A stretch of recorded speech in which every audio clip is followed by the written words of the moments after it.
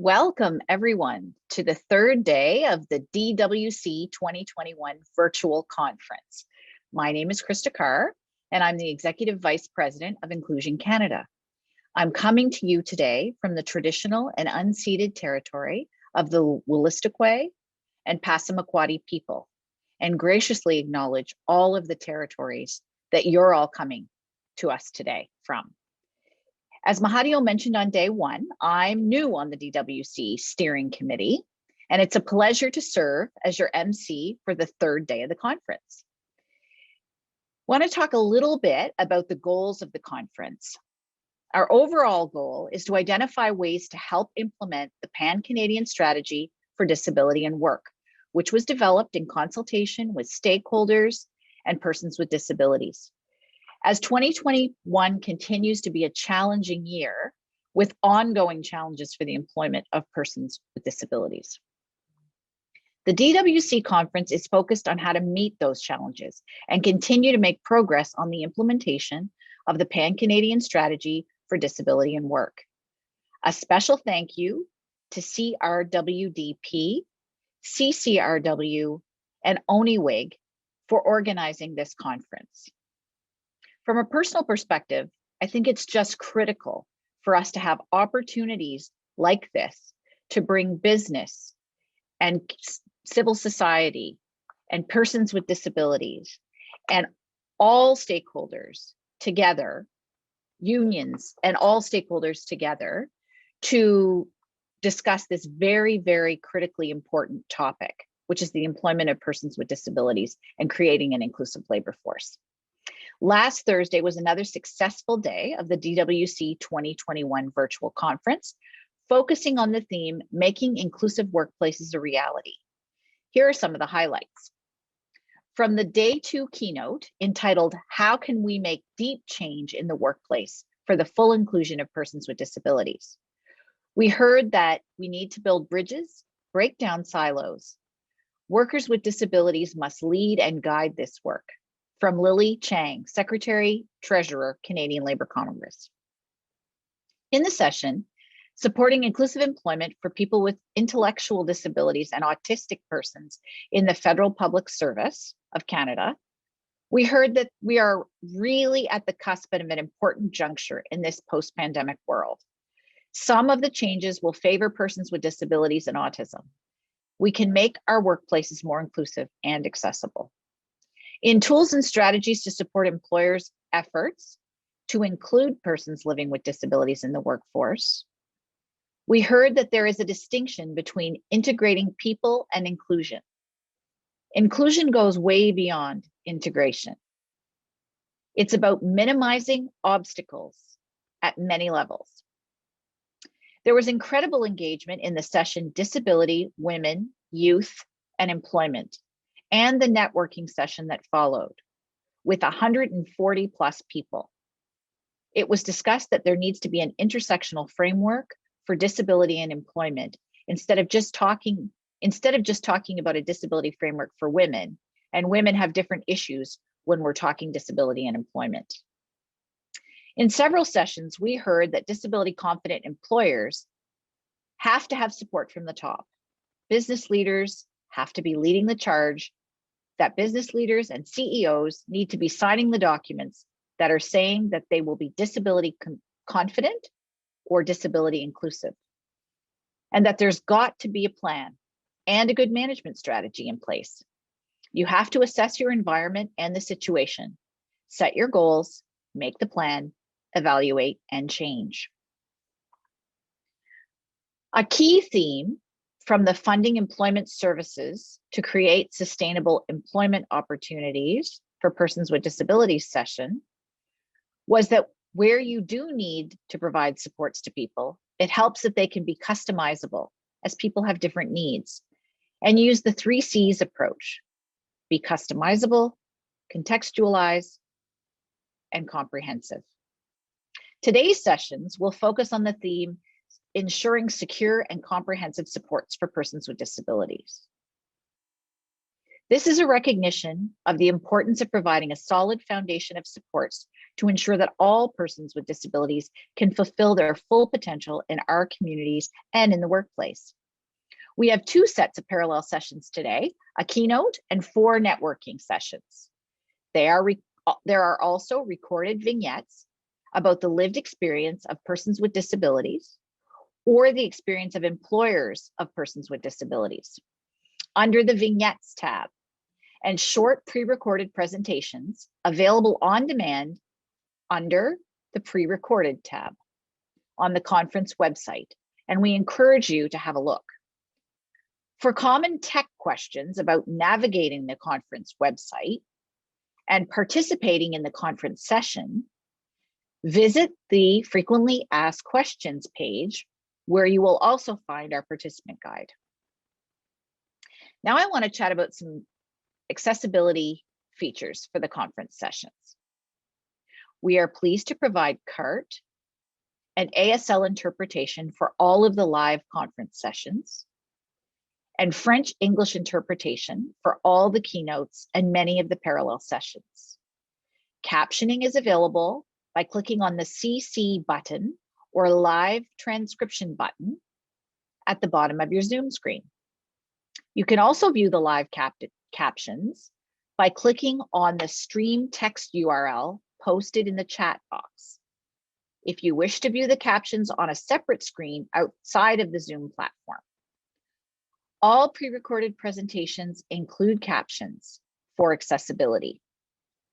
The video of an ASL interpreter will be on your screen, as your video layout in Zoom will already display the ASL interpreter in side-by-side mode.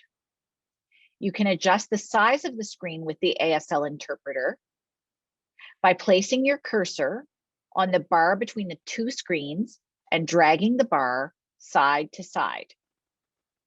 For all keynotes and many of the parallel sessions, French-English interpretation is available.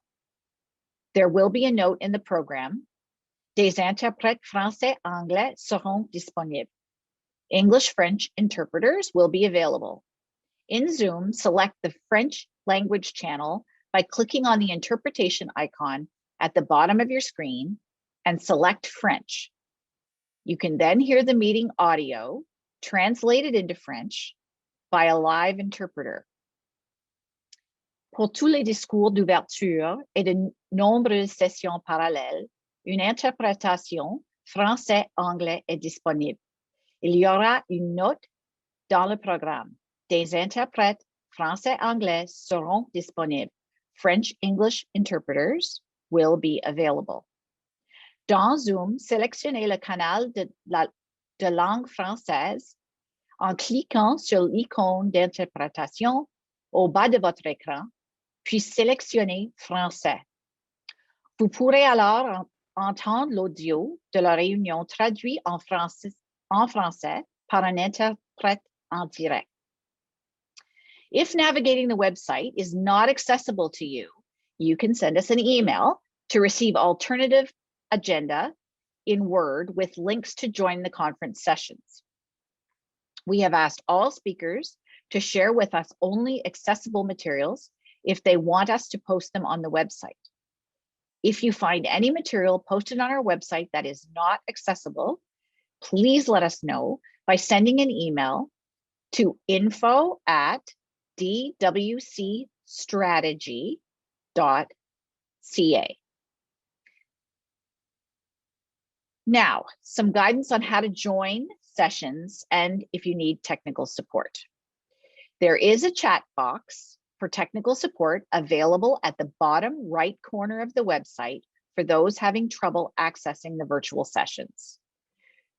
For joining conference sessions, you must add the sessions you want to watch to your agenda. Make sure you're logged in, go to the conference sessions page and click on the title of each session you're interested in viewing. Add it to your agenda if it's not already there by clicking on the Register and Add to My Agenda button. You can then join or watch by clicking the green Join Presentation button.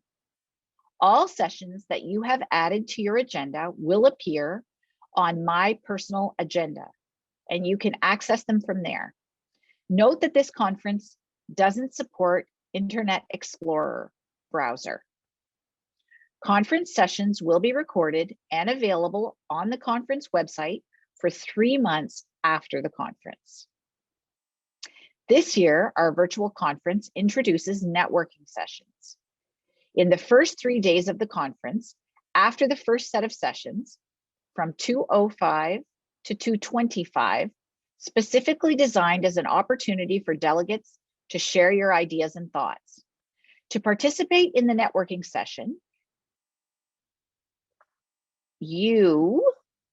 and there doesn't appear to be any more notes about that in this. So we will see if someone can fill that blank in after. The final day of the conference will be tomorrow, and it will focus on moving forward together towards the full inclusion in employment. This is the day when we will all want to harness everyone's energy and commitment to make 2022 a year of major progress for employment and inclusion of persons with disabilities. And now I'd like to turn the floor back over to Maureen Hahn to introduce our keynote speaker. So it is my absolute pleasure to introduce you all to Deputy Minister Yazmine Laroche. Yazmine Laroche is Canada's first Deputy Minister of Public Service Accessibility. In this role, she is responsible for overseeing the efforts of the Canadian Public Service to meet the requirements of the Accessible Canada Act.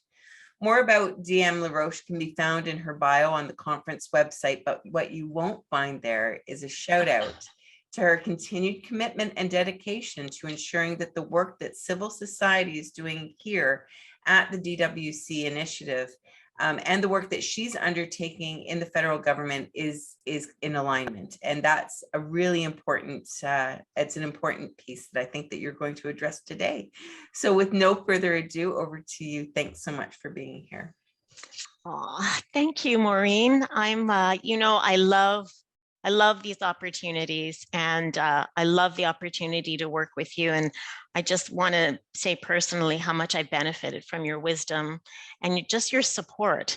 And I'll probably come back to that a little bit later on when I share some of our lessons learned doing our public service accessibility strategy, because it's all about allies.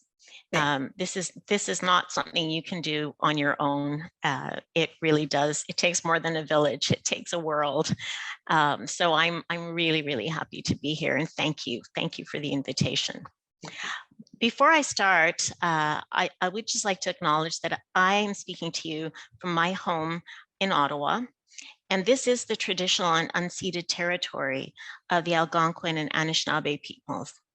And it's very important to recognize that wherever we are in this country, we are sitting on the territories of those who have been here long before we or our ancestors arrived. And I just want to reiterate my thanks to Maureen and the CCRW for inviting me to be part of this event, because I love these events. I'm so honored to be here with all of you participating who are working so hard in so many different sectors to remove barriers to employment.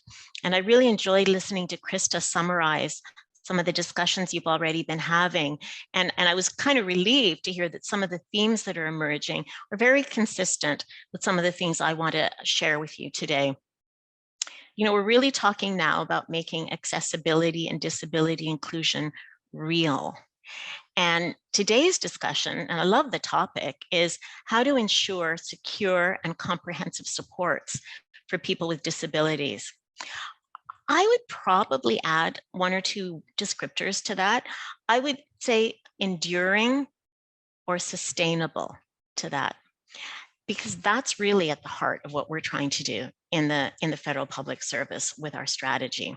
So as Maureen mentioned, I am Canada's first Deputy Minister of Public Service Accessibility, and I'm also the federal government's first Deputy Minister with a visible disability. And my office, the Office of Public Service Accessibility, was created just after the Accessible Canada Act was tabled in Parliament in June of 2018, and my job was created in August. Our mandate was a pretty straightforward one. It was to prepare the Public Service of Canada to meet or to exceed the requirements of the legislation once it came into force. And it did come into force in July of 2019. And of course, the aim was to make Canada completely barrier-free by 2040. So essentially, the Act requires all federally regulated organizations to take a very proactive and a systematic approach to identify, to remove, and to prevent barriers to accessibility. In May of 2019, we launched Nothing Without Us, an accessibility strategy for the Public Service of Canada. And really that strategy is a roadmap, and it's a roadmap for us to become a model of accessibility that can maybe, we hope, be replicated and will inspire other organizations in Canada and around the world. So we're 2 years in. 2 years into the implementation of our strategy. And we're starting to see a solid foundation gradually being built, which is going to allow for more sustained accessibility practices right across the federal government and the public service. Back when we started, the focus was all about raising awareness and creating the conditions to make change possible.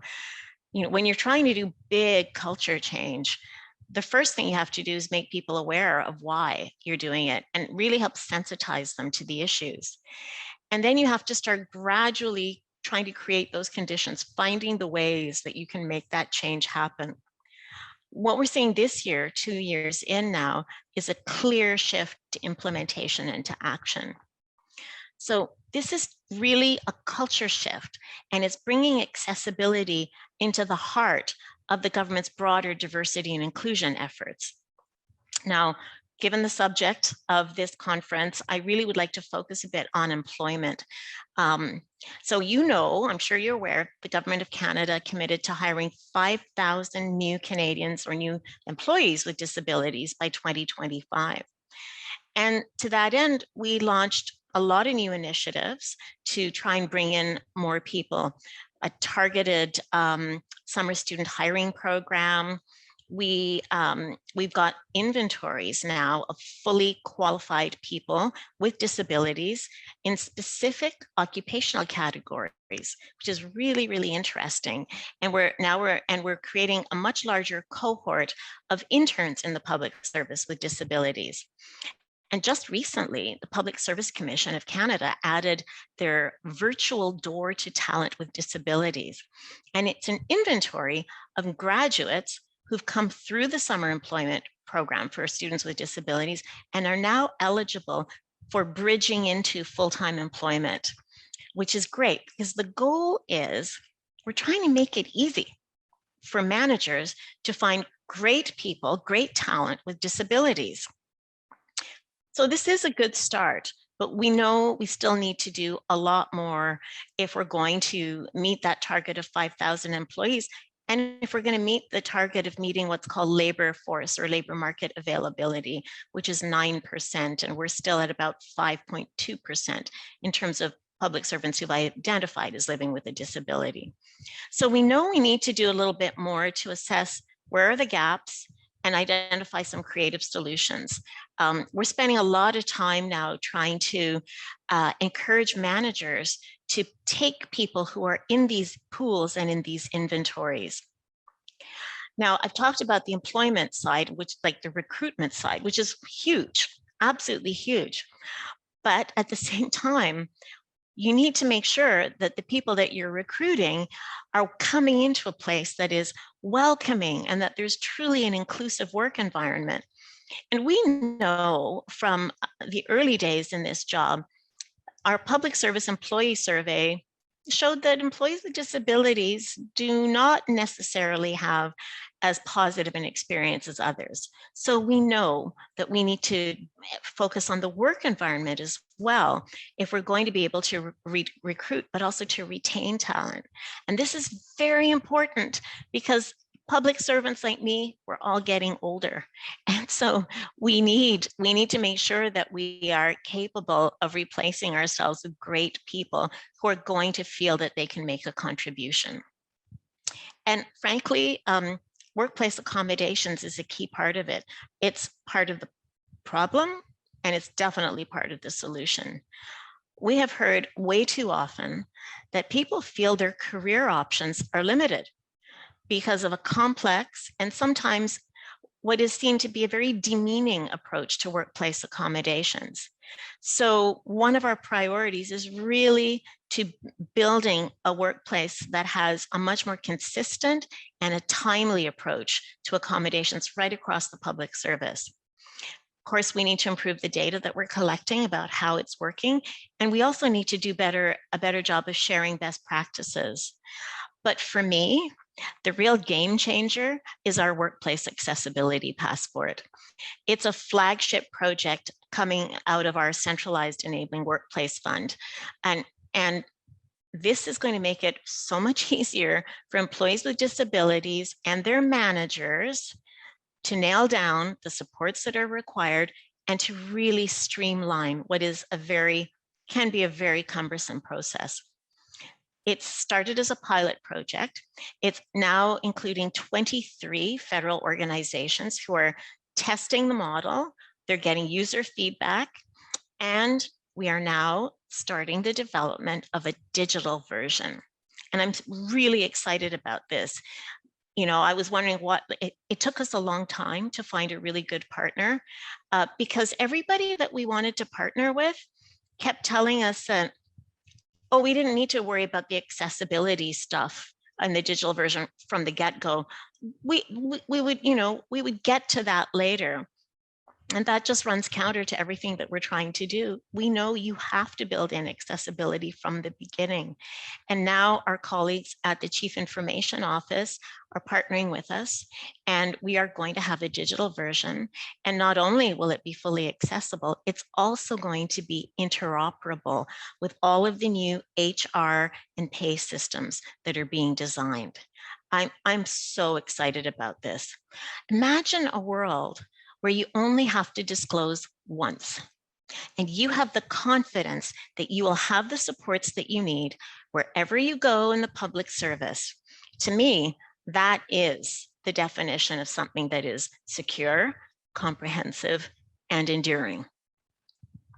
And we're funding other projects through that centralized enabling workplace fund, and they're all targeted to the same end result, which is how do we remove workplace barriers? How do we create a workplace that works for everybody?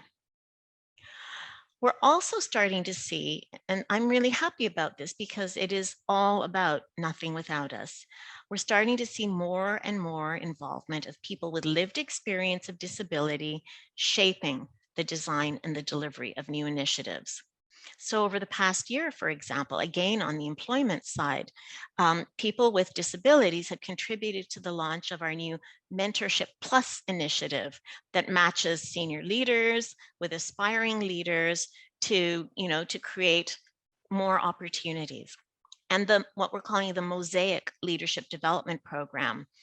And these are targeted to supporting underrepresented groups, such as people with disabilities.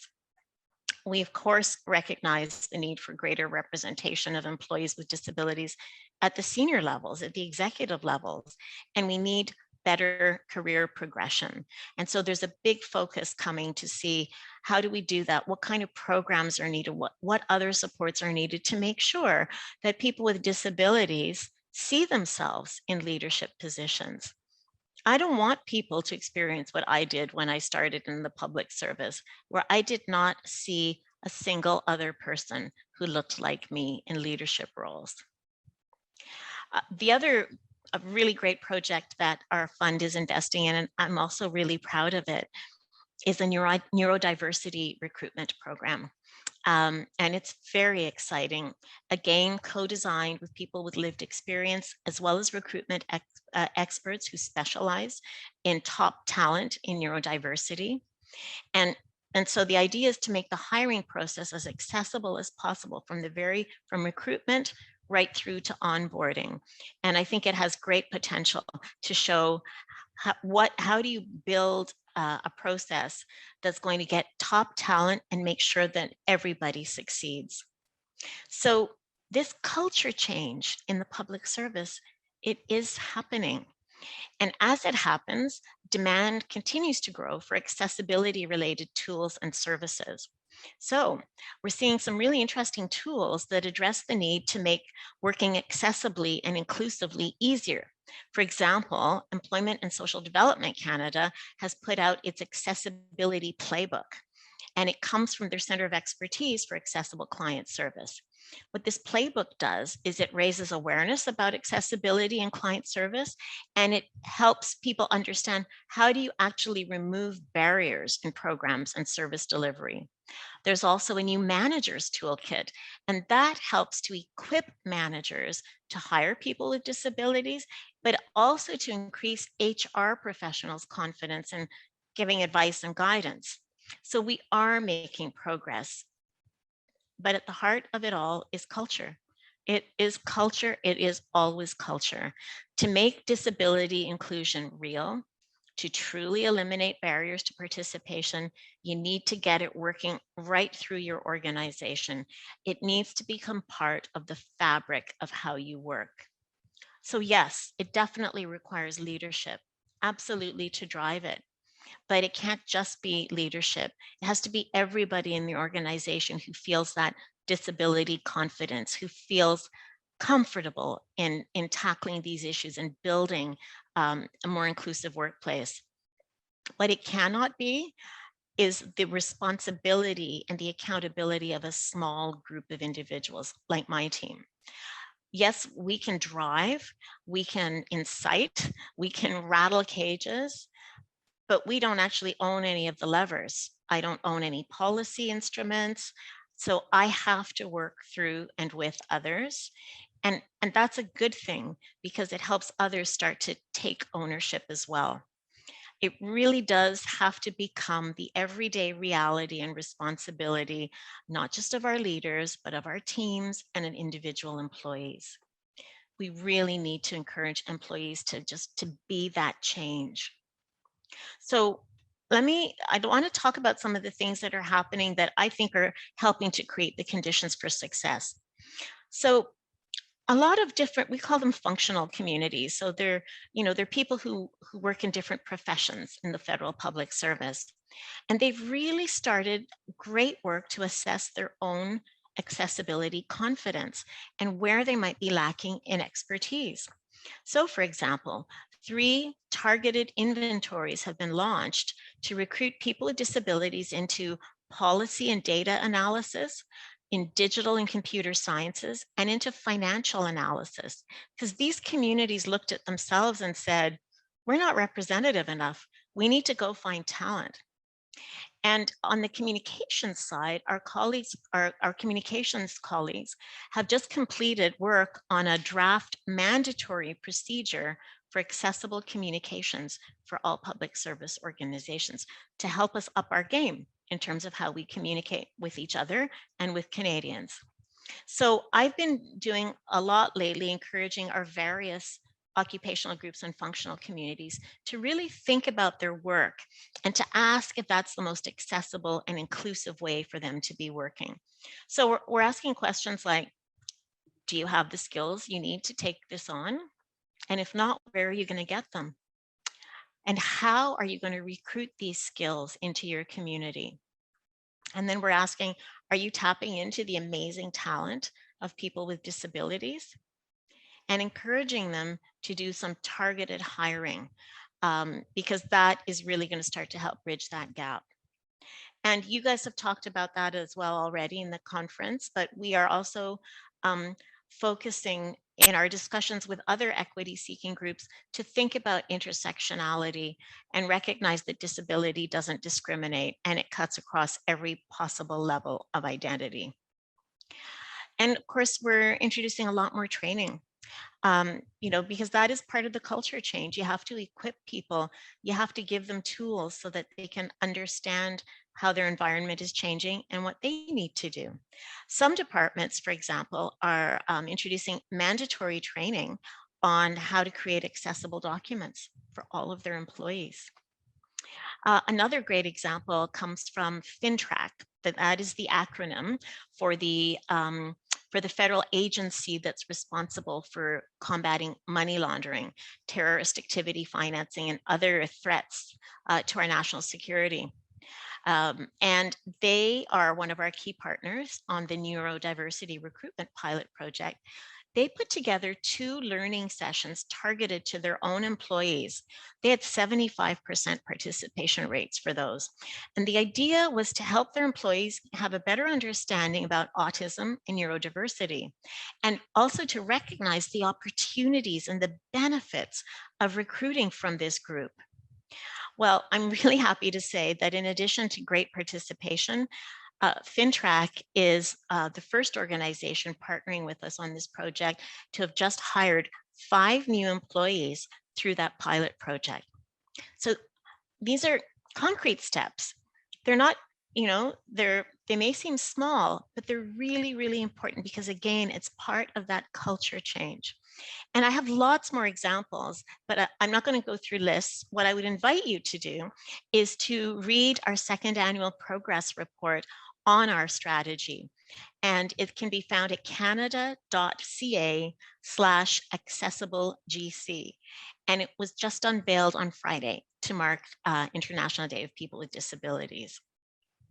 Now, in the coming year, we've got a huge opportunity in the federally regulated sectors because our colleagues at ESDC, Krista's organization, are introducing regulations. And every federally regulated organization is going to have to submit a publicly available accessibility plan about how they're going to identify, remove, and prevent barriers to the full participation and inclusion of people with disabilities. And they'll also have to say, how did they consult with Canadians with disabilities, including their own employees, in the development of those plans, and how those ideas and concerns were addressed. So our employees will have a huge opportunity to help develop these plans. And I am encouraging all public servants with disabilities to get involved because it is a great opportunity to help shape the future of work and the public service. Something else that I've done, I'm supported in my work by a deputy minister accessibility group. And we've been together now for 2.5 years, and we're just setting out our priorities for the year ahead. So we looked at what we've accomplished, and we looked at where we think we still really need to put a lot of focus. The first was we need to embed accessibility into the return to the workplace. Many of us are still working from home. We're talking about eventually some kind of a hybrid work model. We need to start now. You can't start talking about going back to the workplace unless you've built in accessibility. The second is continued work on removing employment barriers with a huge push on workplace accommodations. The third priority area is delivering barrier-free services to internal and to external clients. Again, that gets back to how do we equip our people so they can do that. The fourth is all about culture. It's building and sustaining a culture of accessibility and inclusion. And that really it's not just like lofty ideas, it's what concretely do you need to do, whether it's changing policies or whether it's actually helping people to identify core competencies and capacities in accessibility and disability inclusion. And the fifth, which underpins all of the other ones, is data. It was data and analysis that allowed us to develop our strategy, and it's data, measurement, and tracking that will let us know how are we doing, what kind of progress are we making, and what might we need to change. Now, I'm going to conclude because I have been at this now for almost 3 years, and we've been doing a lot of thinking about what we've learned. And I thought I'd share that with you because, again, if we're really going to be ensuring that these supports that we're trying to develop for employees and people with disabilities are sustainable and enduring, I think there's some things that we can all think about as we're developing our strategies and our plans. The first, nothing without us. You cannot create a strategy and a plan to make things better if you're not including the people you want to help. And, it is just, it's at the heart of what we do. And I think it should be at the heart of what anybody does in this space. The second, and I've mentioned it, it's evidence-based. Yes, you want vision and aspirations, but you need to be able to say, this is the change we're trying to make. We're either trying to, improve employment rates by this much. We're trying to reduce the length of time it takes to get your accommodations by that much. We're trying to improve employee engagement scores by this much. Really important, because that lets you know if what you're doing is contributing to that change, and it helps you decide whether you need to maybe change what you're doing. The third, and this was a hard one for me to learn, I have to tell you, I am a very impatient person. I want to see change happening like yesterday, but it is really important, and I call it, don't boil the ocean. You cannot do everything. So you need to figure out both what can be done quickly, but also what is going to make the biggest difference. Yes, change takes time, but you have to be able to make and to show progress. Otherwise, people start to get cynical, they start to get disenchanted, and you might lose trust, and that's a killer. The fourth is learn from others. What are we doing here at this conference? We're sharing and we're learning from what we're all doing. We looked to the private sector, the public sector, the not-for-profit sector, and academia, and not just in Canada, but around the world. And we shamelessly took what others were doing to try and adapt it to our own circumstances. You can always learn from the experiences of others. The fifth is you got to keep going back and checking. A strategy cannot be cast in stone. You have to continuously review, reevaluate, and revise it. COVID taught us a lot about what was missing from our strategy, and now we've adapted and we've tweaked it. And this is going to enable us to fine-tune and be as relevant as possible. And the sixth, and maybe this is the most important one of all, is allies. And that's what I started with. We have to not just be, we need to both be and have allies. Why is this important? Nothing without us is critical. We must include people with disabilities in this work, but we can't make it only the job of people with disabilities. And that often happens in these big social change initiatives. We want the people who've been harmed or wronged to be the ones to fix it. We need input and allyship, and it's so important that people with power and privilege can help to open the doors and create room at the decision-making table. So it's a joint effort. The other thing I'd say is it's also important to note and to celebrate your successes along the way. I do these shout outs at deputy minister meetings to colleagues who are doing interesting work, and gives them a little bit of profile, and it creates a little bit of healthy competition among deputy ministers to see, oh, well, they're getting profile, maybe I need to be doing more so that I can get some of that attention too. I guess my final thought is that if we're really going to eliminate barriers, if we're really going to create supports, you need to create a culture of accessibility, where accessibility is just a reflex, in which you're automatically asking, is everything as accessible as it can be? That's what I'm hoping we're going to accomplish in the public service. And if we can do it, I think anybody can. It is definitely doable. So Maureen, I'm going to wrap at that and just thank you again for the opportunity, and congratulate you on what seems to be a fabulous conference.